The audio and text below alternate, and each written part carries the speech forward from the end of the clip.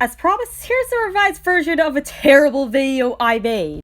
Specifically, the second video I stated in my apology where I could have revised said video. But before I start showing off my revised version, however, let's go over what I've learned. I'd also like to take note for you guys that I am not a professional and I would not recommend going to me for a diagnosis.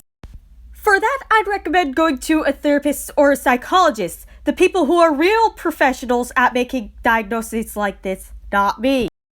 One more thing I'd also like to say is that I do not speak for those with dissociative identity disorder, for I don't have the disorder, so I got myself more informed for my facts. And now with that out of the way, let's begin with what I know of the term dissociative identity disorder first, along with my big reason why I felt revising for a now terrible take on a deleted video was definitely needed to help you guys learn. Now, what is dissociative identity disorder? Dissociative identity disorder, to put it simply, is basically a disorder where you have more than one identity or personality, as the old term that is outdated, multiple personality disorder, was the term.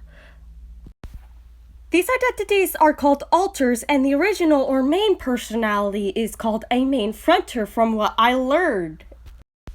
An ableist thing to pull against those with dissociative identity disorder from what I now know is to make an alter a murderer or a villain.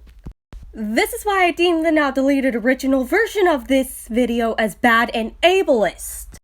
And I once again apologize for my ignorance in the original from 5 to 6 years ago to those I've hurt.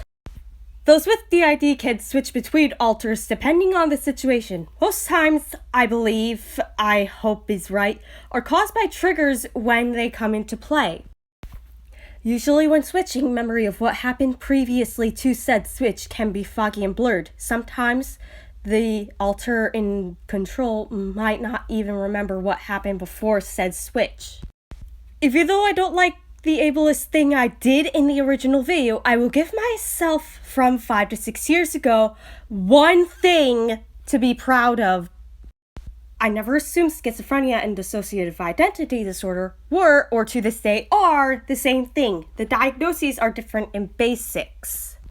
The last thing I'd like to state for this is that there are some cases where alters can merge. Now with that information stated, I can now move on to what I've fixed with my idea of this for the future. I'd like to state that I might ramble quite a bit for the rest here, but you get to see a doodle I made for the sake of this revised video, so hope you enjoy! First off, I've decided a 2-alter system so things work easier for me. It's the baby steps and little things to say I'm trying, okay? One thing that I am going to illustrate that probably doesn't happen in real life is when alters switch, the eye colors will change.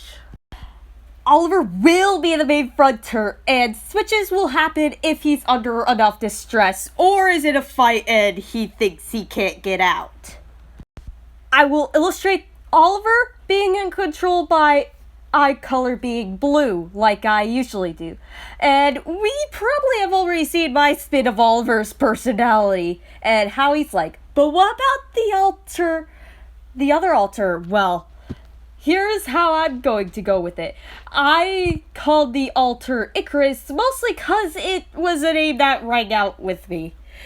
And Icarus will be illustrated with hot pink eyes and maybe a more red tint depending on the situation to the outfit, but in a subtle way as how I have hopefully illustrated the doodle.